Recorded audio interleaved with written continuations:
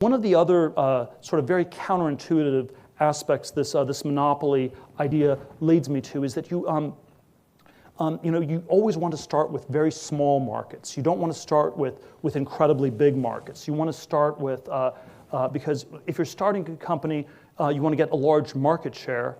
And since you always start small, you ideally go after a small market first and take over that market in one way or another. PayPal started with power sellers on eBay. It was like 20,000 power sellers. They had a big need for a new payments solution, and we got to about 30-35% market share in the first 3 to 4 months, and then you gradually expanded, and then over many years you branched out from there.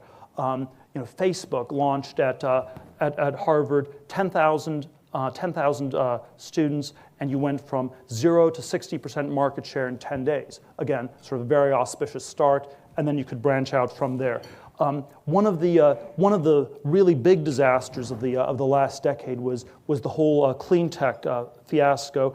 And I think there's sort of many different things that went wrong. I think failure is often very over-determined. You don't normally fail for just one reason. You fail for like 5 different reasons, and that's why you normally don't learn a lot from failure. It's sort of very overrated, I think, because you end up you only learn one of the reasons you failed, not the other 4. But one of the things that went wrong systematically with the clean tech companies was that they badly misjudged the market. And every sort of PowerPoint presentation that you saw in the period 2005 to 2008, first 1 or 2 slides was, we have this giant market. It's measured, it's much bigger than anything on the internet ever was. It's measured in hundreds of billions or trillions of dollars. It's this market called energy.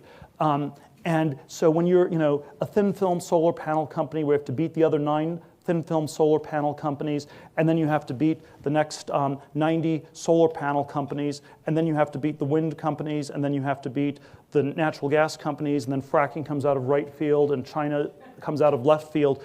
When you're a minnow in a vast ocean, that is not the place you want to be. There's no such thing as an empty ocean, and you have no idea what you're going to encounter, and that's the kind of thing that I think we want to always try to systematically avoid in one way or another.